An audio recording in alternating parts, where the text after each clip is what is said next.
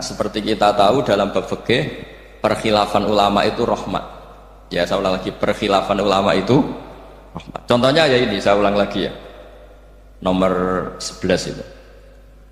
Wasani asyar iku assalamu.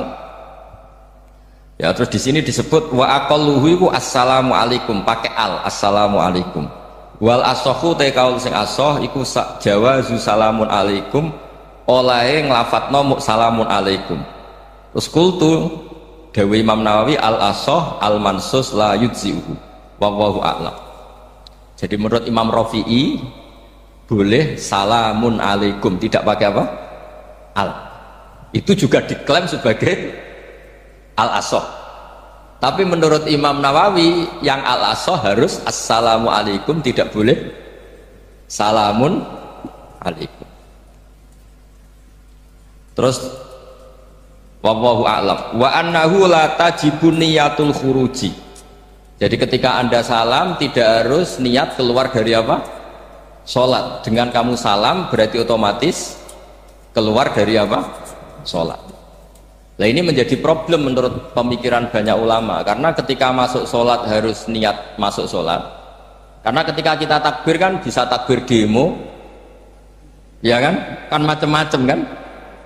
Makanya untuk membedakan itu kan niat. Memang ini kata ulama, bukan kata saya. Sekedar melafadzkan takbir ini kan demo ya takbir. Kamu kagum sesuatu juga takbir. Orang Indonesia itu kadang orang nggak sholat pun bilang subhanallah, memang sudah jadi bahasa nasional. Kalau kaget tuh bilang subhanallah. Saya punya kenalan Cina itu kalau punya uang yang mau alhamdulillah. Tak tanya kok bilang alhamdulillah. Orang-orang Islam tuh kalau seneng bilang alhamdulillah. Yang ribet itu kubu sebelah. Kalau orang NU mau layasol itu mana tanya, Gus itu doa orang makan kok bisa? Biasanya orang NU kalau makanan sudah keluar mau layasol, ribet kan? Aduh repot itu. Jadi kadang-kadang wiridan itu sudah jadi bahasa nasional. Jadi Cina orang nggak sholat tuh kalau punya uang ya bilang alhamdulillah. Kadang orang yang nggak sholat tuh tanya, datang ke saya insya Allah. Ya ribet. Makanya ulama itu berdebat lafaz-lafaz seperti ini itu apakah wiridan apa adat. Nah, untuk membedakan adat dan yang lain maka dibutuhkan niat. Makanya Allahu Akbar harus niat untuk masuk sholat. Nah normalnya salam juga harus niat keluar sholat, biar karena masuknya niat ya keluarnya harus niat. Itu menurut sebagian ulama. Tapi sebagian yang lain enggak lah, kalau selesai tidak perlu niat. Tapi tadi sebenarnya ada problem, jangan-jangan salam ini salam adat. Kebetulan ada temannya masuk terus bilang assalamualaikum, nanti temannya jawab waalaikumsalam. Itu ada kisah nyata. Ini memang naif betul ini. Ada orang alim sholat. Nah, ketika ada yang mau lewat itu kan dihadangi begini ya. Jadi dihadang gini ya, ini hidin.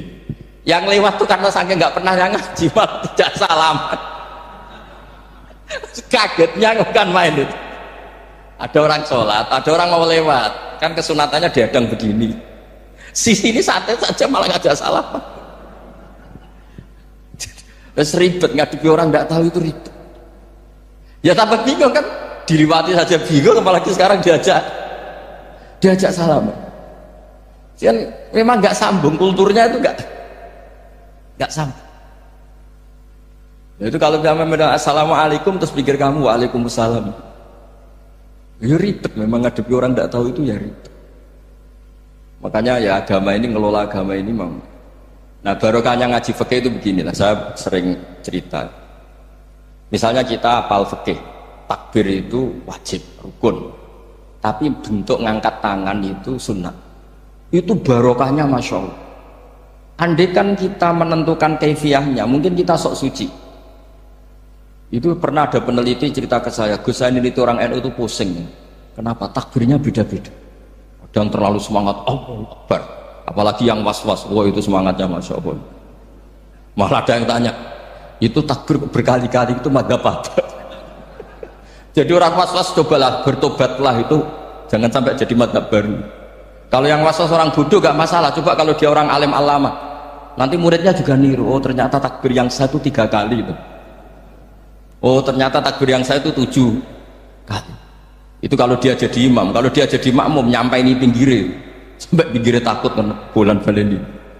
Ada yang kayak orang nggak punya uang, Allahu Akbar tangannya diangkat separuh saja enggak. Itu kan Tapi itu tidak ngefek di Indonesia karena dari awal kiai-kiainya ngajarin ngangkat tangan itu nah caranya juga agak ditentukan, terserah kamu.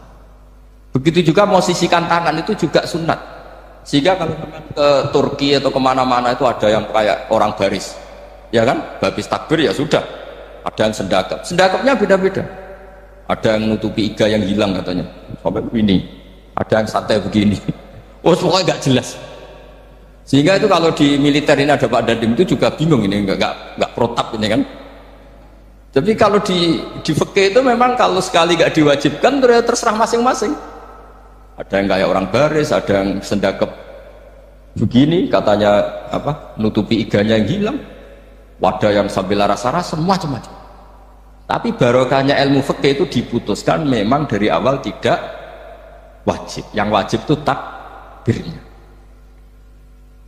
Maka duduk juga begitu, meskipun kita sepakat duduk tahiyat ula namanya iftiros, duduk tahiyat akhir namanya tawarruk, itu harus kita vonis, kita hukumi sunnah. Cara seperti itu sunnah.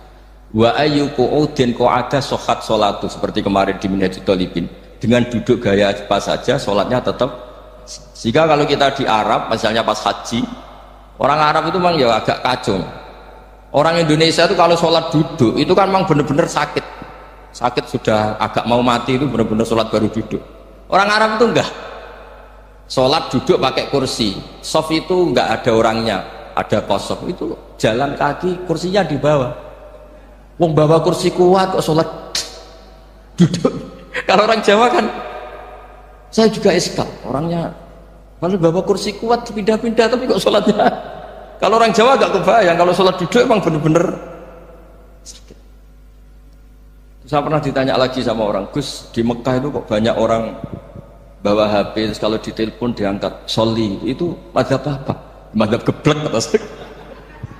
Tapi ini kan orang Arab, kan seakan-akan terus mewakili internasional kan, karena pusat banyak tuh. Ditelepon digoleki telepone wong sak akeh golek ini tok wis kangelan ya. Warang ketemu soli pateni. Nah, kita kan diajarin di kiai Indonesia kalau itu membatalkan apa? Jadi ribet. Nah, barokahnya kitab-kitab seperti ini, meskipun kita di Indonesia itu mengikuti panduan yang diarahkan atau yang dibagukan oleh ulama-ulama. Nah, Indonesia itu makanya berkah. Saya sering ketemu ulama Mekah itu kalau muji haji Indonesia luar biasa. Bukan sekedar sopannya, memang cara hajinya itu nyari kaul yang disepakati itu sah. Karena memang dilatih KBIH, dilatih Kemenak, masih dilatih kiai setempat. Meskipun niatnya ya kadang tidak baik. Saya pernah tak tanya, kenapa kamu latihan haji sebegitu? Kalau sholat kok enggak? Sholat gak sah, gak apa-apa, Gus gak bayar, ini kaji. Oh ternyata. Kemudian itu sholat bedino ora tau kursus mbek kula. Bareng ape kaji oleh takok tenan, tak takok. Wong sholat kira tau takok, nak kaji kok takok. Nak sholat rasa gak iman, Gus gak bayar iki haji. Wah, sebenarnya kurang ajar kata saya. Jadi ternyata sekarang terkuak. Kenapa orang-orang awam itu kalau kaji kok semangat belajar? Semangatnya sama dengan sholat apa di bawah haji jauh sholat itu? Berpuluh-puluh tahun sholat itu dengan gaya yang nggak ada perkembangan. Tapi haji pisan langsung keren. Ternyata karena bayar ya. Apa perlu ditiru? Sholat harus bayar supaya ini supaya. Ya itu alasannya itu. Haji rasa berat Gus, apa? Bayar Gus. Nak sholat rasa nggak bayar wae maksudnya. Padahal kalau kita ngikuti as-sholat imaduddin, sholat dengan haji itu afdal mana? Afdal sholat, harusnya lebih serius belajar sholat ketimbang belajar haji. Tapi setahu saya nggak ada kan KBIS gitu, kelompok bimbingan ibadah sholat. Jadi ini kritikan saya, semoga didengar ya. Cobalah. Padahal ini Raden Asnawi di Karang pesolatan, supaya orang itu sholatnya benar, ya sholatnya benar. Ya jadi ngaji fikih seperti ini setidaknya Anda menjadi tidak mudah mengadili orang lain. Bahwa sholat itu yang takbir tok yang wajib. Misalnya baca ya Fatihah tok, sehingga kalau ada imam lupa baca surat ya gak apa-apa, memang dari tidak wajib. Jadi pemilahan wajib dan tidak ini penting supaya tidak menghakimi pada yang Jangan sampai perilaku kesolehan itu menjadi bentuk yang mengadili, nggak boleh. Itu Pak Kapolres. Kalau di ilmu fikih itu ada ulama penjaga ilmu itu ekstrim-ekstrim. Dulu ada sahabatnya Nabi namanya Jabir bin Abdullah. Ini ada di kitab Bukhari, di kitab sholat. Ya maksudnya al ilmu tentang sholat. Itu semua yang di masjid itu sudah pakai jubah, pakai gamis. Kalau orang Indonesia mungkin ya pakai hem, pakai baju batik, pakai. Itu dia datang malah gamisnya dicopot, gamisnya dicopot, imamannya dicopot, terus tinggal pakai satu sarung, terus dicancang di sini akidan benatorofaihi ala adik, begini kayak cerita-cerita di perang pahlawan itu, hanya dengan pakai sarung satu dikalungkan. Terus ada orang-orang tabiin bilang gini, unzuru ila ashabi Rasulillah, ini sahabatnya Nabi kok sholat dengan cara seperti itu, nggak islami banget, nggak keren banget lah. Terus kata Jabir bin Abdullah, saya sengaja melakukan ini supaya kamu tahu bahwa batas aurat yang dimaksud Nabi seperti ini. Shalla Rasulullah sallallahu alaihi wasallam fi izarin wahid akidan baina tarafaihi ala atiki. Saya pernah melihat Nabi sholat seperti saya ini. Tapi barokahnya itu akhirnya diketahui kalau batas auratul rajul hanya ma baina surah war rukbah. Andai kan tidak ada perilaku Jabir seperti ini, orang akan ngira bahwa syaratnya sholat itu harus pakai jubah, syaratnya sholat harus pakai hem. Akhirnya orang-orang yang kebetulan tidak pakai jubah, tidak pakai hem bingung. Misalnya dia katoan seperapat, pakai kaos, neng tengah hutan, rasa sholat, ngaku ranggo jubah, ribet kan? Artinya apa? Ilmu ini harus dijaga konstitusinya, barokahnya perilaku Jabir ini, orang tahu batas jadi yang lainnya itu mukamilah atau kesunatan. Nabi juga seperti itu. Semua sahabat itu tawaf itu musyatan, berjalan. Tapi Nabi sebagai tokoh dan pas itu sehat. Saya ulang lagi, pas itu sehat. Ini hampir semua ulama bilang pas itu Nabi sehat. Nabi malah naik unta. Itu kata Imam Nawawi dalam kitab Masmur, Nabi naik unta itu lebih afdol ketimbang yang jalan. Padahal trennya ibadah kan al-ajul biqadrit. Karena apa kata Imam Nawawi? Itu menjadi konstitusi ilmu bahwa syarat sahnya tawaf tidak harus jalan. Andai kan Nabi saat itu kok ikut jalan, maka dikira di antara syarat sahnya tawaf harus jalan. Maka kita kebingungan ketika pakai kursi roda karena tidak punya rujukan hukum. Tapi barokahnya Nabi pakai berkendara, orang menjadi tahu oh Nabi itu berjalan itu tidak menjadi syarat sah. Berkendara juga boleh. Ya ada juga sahabat yang sengaja omong-omongan, maksudnya tawaf kan kudune meneng wiridan, tapi ada aja omongan untuk menunjukkan kalau ngomong itu tidak membatalkan tawaf. Sampai seperti itu ulama menjaga konstitusi ilmu. Makanya nyuwun sewu kayak kita ini yang anaknya tokoh, apalagi ini di sini ada Gus Albab, termasuk ada saya, yang anak-anaknya tokoh itu memang sudah harus mulai biasa. Karena dulu kalau soleh kebanget, itu yang ngel-ngel orang. Abu Bakar, saya tak cerita Abu Bakar itu soleh banget. Saking solehnya itu, ini nggak akan ada yang niru, saya yakin. Beliau itu hari pertama diangkat khalifah, hari berikutnya masih dagang di pasar. Singkat cerita ditegur supaya tidak usah dagang, dicukupi negara. Beliau setuju, dapat gaji. Setelah mau meninggal, semua gajinya itu disuruh ganti uang pribadi karena beliau merasa tidak nyaman. Mau mengkhidmati negara kok minta uang, ganti soalnya uang pribadi, diganti. Nah, itu ya tentu tidak wajib, pejabat juga agak minat niru. Nah tapi lucunya apa? Sayyidina Umar ketika Abu Bakar sudah meninggal itu kritiknya lucu. Kamu itu solehnya berlebihan. Taman badat, sing repot sing genti. Nak soleh kok aja nemen-nemen. Mesti nak soleh ya dikira-kira lah, aja nemen-nemen. Sakake sing ngenteni repot. Makanya saya sering jagungan sama putra-putrane Mbah Mun itu keluarnya gitu. Abai wis alim ganteng. Ngaruhe gede diterima semua pihak, repot sing gede iku. Mulane kula niku husnudzon ana kiai kok pas-pasan iku mesti wis iku dianggap strategi lah dengan cara seperti itu. Loh iya loh, kalau misalnya kita hanya Kapolres itu anak kita kan bisa Kapolda. Tapi kalau kita sudah Kapolri itu anaknya juga jadi Kapolda, belum kayak bapaknya kan. Jadi Kapolres belum kayak. Jadi kalau bapaknya hanya Kapolres kan anaknya masih gampang lah, nanti Kapolda sudah ngelangkai kan. Jadi kadang-kadang itu artinya ulama dulu itu hebat cara Makanya kamu jangan kaya-kaya banget, jangan sukses-sukses banget. Kasihan anak kamu nanti ini. Kasihan. Makanya saya sebenarnya jadi kiai itu yang ingin bener-bener banget, tapi sakit santriku lah kira-kira gitu. Ini bukan justifikasi, tapi ini cerita saja cerita. Jadi di antara makalahnya Sayyidina Umar yang terkenal itu komentar Abu Bakar tuh abtaman ba'dak. Abta ngel-ngel no sira man ing wong ba'daka sausi sira. Kowe iku terlalu bener sing repot aku iku penggantimu. Enggak aku maksa soleh tetep ora koyo Abu Bakar. Maksa soleh nek koyo ora soleh kira-kira lah aja nemen-nemen gitu. Jadi penggantinya.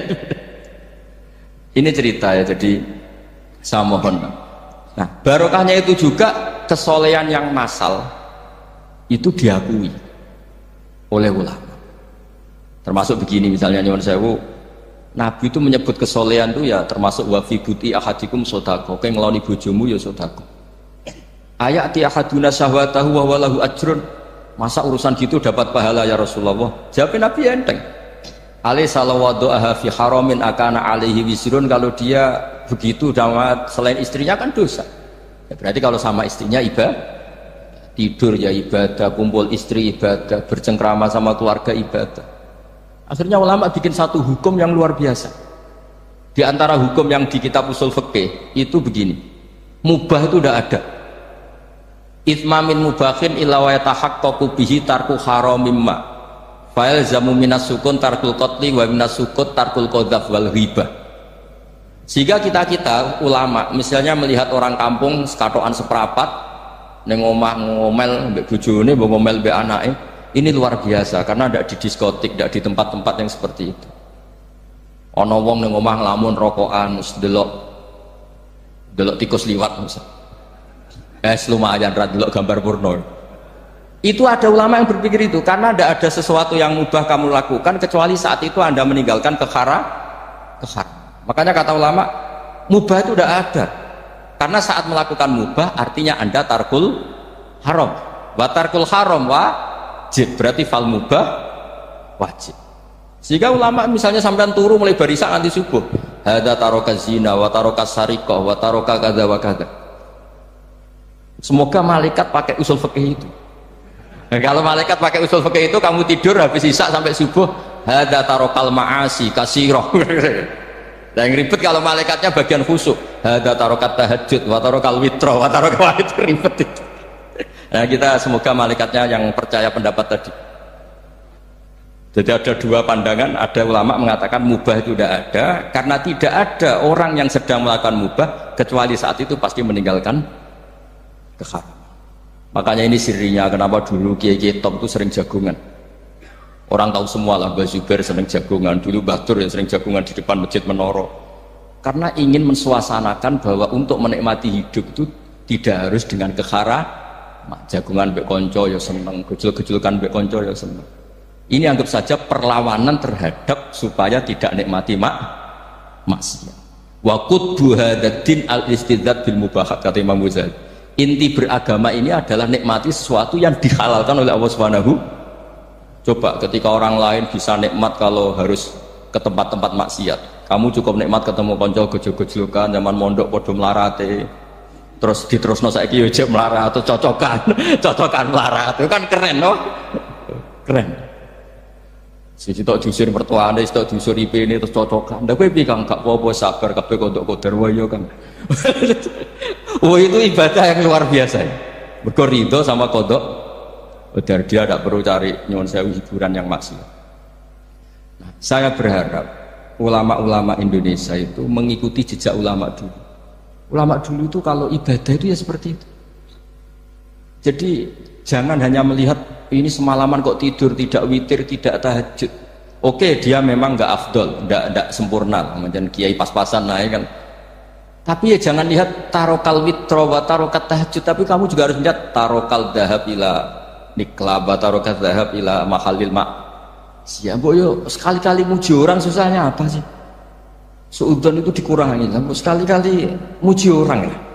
Jadi kalau ada orang tidur hadza tarokal maas, alhamdulillah. Meskipun ya rada damu-amu sih tarokal maasi wa tarokat toat, ya sudah lah nggak apa-apa lah. Tapi nah di sini terus kualitas. Nah dengan cara itu Anda bisa membaca Quran secara fasih. Wa min ayatihi manamukum billaili Lu kenapa sekedar tidur kok dianggap wa min ayati? Di mana-mana ayat itu kan hal-hal yang luar.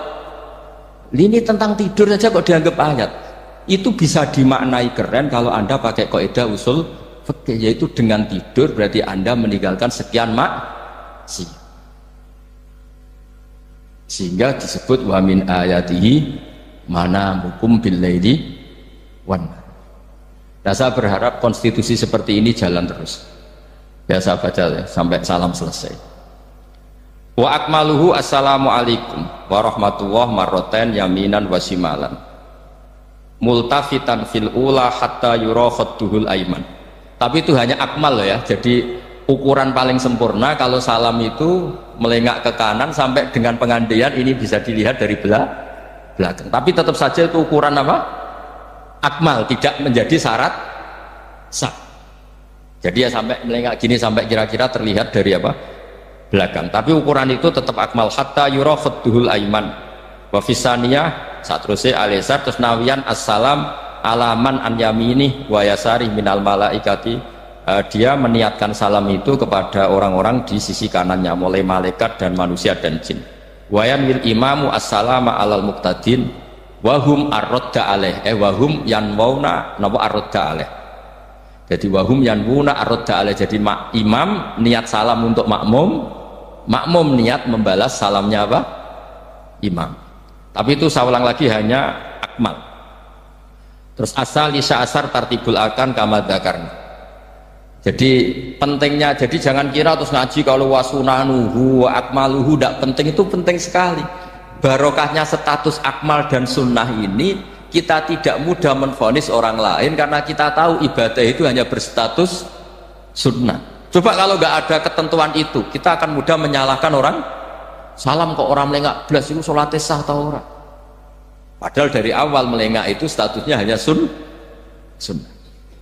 Kemudian untuk penutup supaya ini clear ya, saya pernah baca di Syarah Bukhari yaitu Fathul Bari, Nabi itu kalau setelah salam itu mukbilan biwajihi alal hadirin, jadi Nabi langsung menghadap ke timur. Andikan Indonesia menghadap langsung ke timur.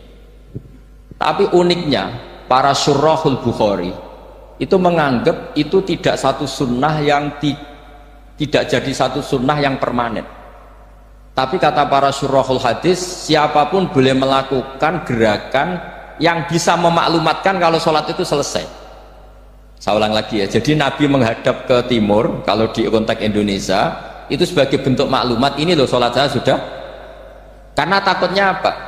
Orang yang dari jarak 2 kilo 3 kilo ingin makmum sama Nabi, andai kan Nabi tidak menghadap ke timur, tetap posisi seperti sholat menghadap ke kiblat, maka orang dari luar mengira Nabi fi sholatin, ya Nabi masih dalam. Bahayanya apa? Kalau orang ini langsung takbir usolli fardhu zuhri misalnya makmuman, ternyata Nabi sudah sholat, berarti sholatnya nggak sah. Kenapa? Irtibatus sholat atau robtus sholat biman huwa laisa fi sholatin, dia menggantungkan sholat dengan orang yang sudah tidak, dan itu bahaya sekali. Masa kamu sholat makmum sama orang yang sudah tidak? Nah semenjak itu terus ada aturannya ulama, siapapun yang jadi imam harus memaklumatkan diri dengan cara apa saja supaya menunjukkan kalau sholat itu selesai. Makanya adat kiai-kiai kita tetap menghadap kiblat, tapi namanya astagfirullahaladzim, itu sebetulnya memaklumatkan. Yo nak niat banter nyentak pangeran masuk istighfar biantre kon. Gak sopan blas astagfirullahaladzim. Itu sebetulnya itu memang maklumatkan iki lho jong salatku wis bar. Nak kowe ape makmum masbuk sing ijek salat atau cuma makmum aku gitu. Terus ada yang separuh-separuh ya, tidak madhep wetan, madhep kulon, madhep ngalor. Itu ya sedengan gitu, maksudnya sedengan. Karena memang kata Syurahul Bukhari butuh itu apa? Imam punya gerakan yang menunjukkan kalau sholatnya itu selesai supaya nggak dikira fi sholatin kemudian ada yang ya clear ini ya. Jadi tidak perlu diperdebatkan kenapa sih ada yang menghadap timur, ada yang menghadap ke utara, ada yang tetap menghadap ke kib. Itu nggak perlu diperdebatkan, itu semuanya ada ilmunya, yaitu filosofinya apa?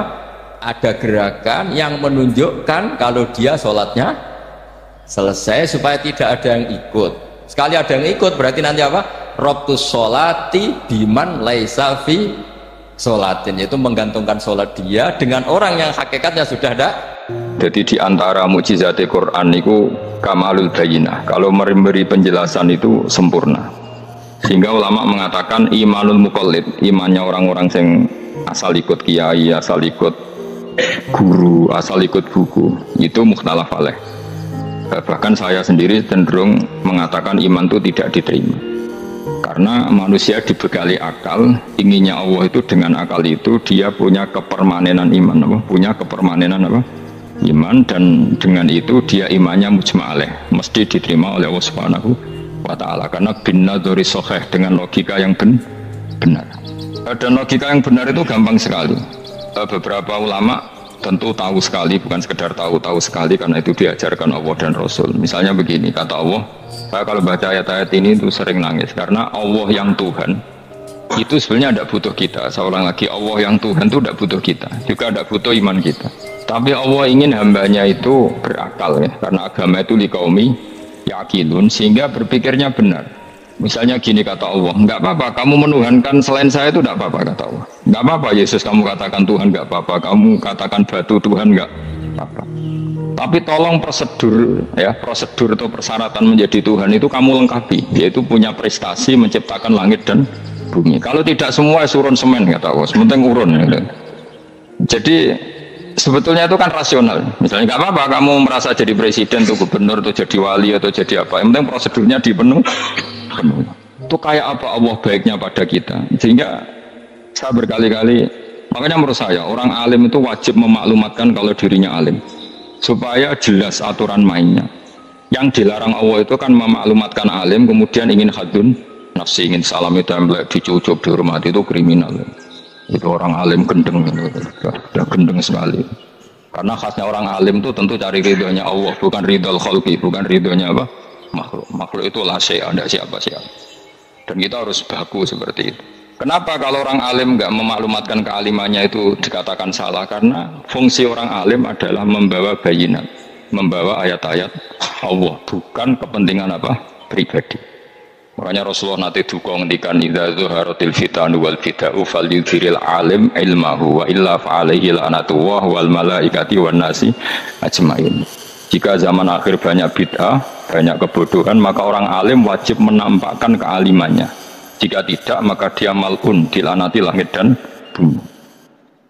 Karena sebetulnya logika tentang Tuhan itu gampang sekali. Saya ulang lagi ya. Saya punya sekian contoh betapa tauhid itu mudah. Jadi kalau ada orang bilang ikhlas itu angel, Gus, ya dia sendiri goblok karena nggak tahu logika nopo. Ikhlas itu justru gampang. Misalnya kamu ngamal demi manusia, manusia itu umurnya hanya berapa coba? Kan pasti mati. Lalu kalau dia mati tidak berkutik, bagaimana Anda bersandar sama seseorang yang mati dan tidak berkutik? Sama-sama bersandar sama zat sing al-hayyul qayyum, sama zat yang abadi. Kamu latih terus akal kamu. Misalnya saya punya jamaah banyak, mereka itu kan nggak jelas surganya. Kok harap-harap syafaatnya piye? Soalnya jamaah aku pun rokok kabeh. Kan nggak mungkin nyafaati saya. Atau mereka mlebu swarga kabeh, wis do sibuk kelon mbek widadari. Mungkin ya ada ngurusi saya. Jadi dua kemungkinan itu sama-sama ada ngurusi saya. Mlebu rokok ya rasanya nyafaati, nek mlebu swarga do sibuk napa? Ngeloni widadari karena trauma di bocah elek melarat macam-macam. Sehingga kiainya saja wis ora takok Gus Anang ndi wis ora takok. Wis ribet dhewe no. Nah, tentu saya juga sibuk sowan pangeran, sudah itu makom saya sudah sibuk sowan pangeran. Kowe pesta seks sing kula sowan pangeran. Wa swargame ayate pokoke inna ansa'ana gunna napa? Insya'a faja'alna gunna abkara. Bar kelon dadi perawan neh berarti keloni repot. Kalau insyaallah melo daftar sing fama ingkana minal muqarrabin farohu warihan. Jadi surganya muqarrabin itu enggak ada sifatnya. Di situ enggak dibakas bidadari makan-makan enggak, tapi farohu warihan. Satu surga yang sifatnya rohani. Karena enggak bisa disifati. Tapi saya daftar di situ ya hanya beberapa jam, baru itu agak bungkon. Sawangane kok taruh rasane wong ayu juga keberatan. Ya tapi saya tentu punya dua kelas, ya, punya kartu premium dan ekonomi. Saya enggak tertarik lah daftar yang premium dok, nanti repot apa. Saya itu sering nangis kalau baca ayat seperti ini. Bagaimana Allah yang Tuhan kemudian tidak butuh apa-apa, tapi Allah saking baiknya itu membuat tatanan logika kita. Saya tidak akan bosan-bosan sampai sowan Allah. Bahkan andaikan saya masuk surga dengan faham ini, saya milih faham ini. Karena faham ini itu menguntungkan agama li'ilai kalimatillah. Sementara masuk surga itu hadun nafsi. Banyak ulama mengatakan, kenapa anda ada ingin mati? Padahal anda mati masuk surga. Katanya, saya takut kehilangan momen sujud. Karena sujud adalah hak Allah. Sementara surga itu hakun nafsi. Keinginan saya. Tentu saya mendahulukan hak Allah ala hakin nafsi. Itu makam-makam yang, dan itu nggak bisa kamu copy paste. Orang yang pada kelasnya akan merasakan seperti itu. Dan kamu tidak perlu minat, malah paham. Jadi sudah dengar saja, apa? Dengar saja. Begini misalnya, saya berkali-kali bilang, kenapa ulama dulu? Saya ini kan di Sarang juga ngajar tauhid. Dulu saya ngajar kubrul yakiniyat di beberapa madrasah, termasuk di Sidogiri saya juga ngajar tauhid. Di sini saya ngajar tafsir, tapi yang saya titikkan juga tauhid. Begini, saya hidup di dunia ini, terutama saya memang ingin menerangkan tauhid sebagaimana Allah menerangkan. Begini ya, Jubair bin Mut'im, saya tidak bosan-bosan cerita ini. Jubair bin Mut'im itu termasuk dahiyatul Arab, cerdas-cerdasnya orang Arab. Dia ditunjuk sebagai negosiator untuk membebaskan Asra Badrin, tawanan perang Badar yang kalah dan ditawan Rasulullah dan para sahabat. Kemudian harus ditebus dengan uang. Oke, disepakati. Terus singkat cerita, Jubair bin Mut'im itu datang ke Madinah. Dulu karena tidak ada hotel, tidak ada penginapan, ya memang nginapnya orang musyrik itu di masjid. Ya sehingga itu lazim saja. Kamu tidak usah jadi liberal kemudian bilang musyrik boleh di masjid, ya tidak perlu seperti itu. Kamu juga nggak perlu goblok mengatakan nggak ada ceritanya orang musyrik ngidam di masjid, karena ya ada tarikhnya seperti itu. Jadi tidak perlu goblok, ya nggak perlu liberal. Paham ya? Kalau kamu bilang wah nangono wong musyrik oleh nginep di masjid, kamu liberal. Padahal konteksnya dulu memang nggak ada hotel. Tapi kalau bilang nggak sama sekali juga goblok, karena sejarahnya pernah ada. Milih di goblok apa liberal? Apa milih jelas? Nggak milih aja, ngaco aja. 01 apa 02 apa 00? Milih mana? Goblok, liberal, nggak milih. Nah, ketika Jubair bin Mut'im itu datang, delalah Nabi itu sholat maghrib ngimami. Nabi baca surat Wattur wa kitabim mastur fi rabbim mansur wal baitil ma'mur. Kemudian di pertengahan surat At-Tur itu kan ada ayat yang menurut saya itu sangat bagus. Sehingga di kamar saya, di rumah saya itu tak figur ayat itu. Bahwa kita harus dilatih berpikir. Kata Allah memulai argumentasinya, am khuliqu min ghairi syai'in. Apakah kejadian alam raya ini seisinya tentu diciptakan tanpa sebab? Misalnya begini, alam raya ini kata orang nihilisme atau komunis atau orang-orang paham nihilisme, itu kan dimulai dari ketiadaan. Logika ini kan goblok sekali. Berarti kalau alam ini kadung wujud, kamu kan tahu kan langit bumi sekarang kan wujud, ya langit bumi sekarang kan jelas wujud. Berarti logikanya adalah al-adamu yakhluqu makhlukon, sesuatu yang enggak ada menciptakan sesuatu yang, itu kan aneh. Di mana-mana al-adam ketiadaan itu tidak mungkin yakhluqu syai'an atau yu'athiru syai'an. Di mana-mana ketiadaan itu tidak mungkin mengefekti sesuatu yang ada. Wong kamu sebut tidak ada itu berarti tidak mungkin bisa berbuat apa, kalau namanya tidak ada. Sekarang alam raya ini dimulai dari ketiadaan, terus kamu simpulkan sesuatu yang enggak ada menciptakan yang ada, itu gendeng apa enggak? Oh ya gendeng sarap ini. Orang usah dipatahin yang gendeng, sebarno yang mau mati dewi. Jadi makanya Quran menanyakan mereka, am khuliqu min ghairi syai'in. Apa alam yang kadung wujud ini kemudian disebabkan oleh sesuatu yang tidak ada? Lalu kalau sesuatu yang ada pasti diwujudkan oleh yang ada. Nah, karena yang ada ini pencipta harus berstatus super. Nah, super ini oleh ulama disebut wajibil wujud. Maka Allah bersifat super, wujud yang paling prima, yang kausa prima. Karena pencipta tentu kelasnya harus di atas yang diciptakan. Makanya disebut ulama dulu menyebut Allah itu apa? Wajibil wujud. Karena pencipta tentu lebih dahulu, maka harus disifati awal atau qadim, awal atau qadim. Kayak apa Allah mendidik kita? Am khuliqu min ghairi syai'in. Terus Allah bilang gini, ya gak apa-apa, yang menciptakan gak saya, gak apa-apa kata Allah. Tapi amhumul khaliqun, kamu saja yang menciptakan, gak apa-apa. Tapi syaratnya kalian juga harus merasa pernah ikut menciptakan langit bumi. Am khalaqus samawati wal ardh.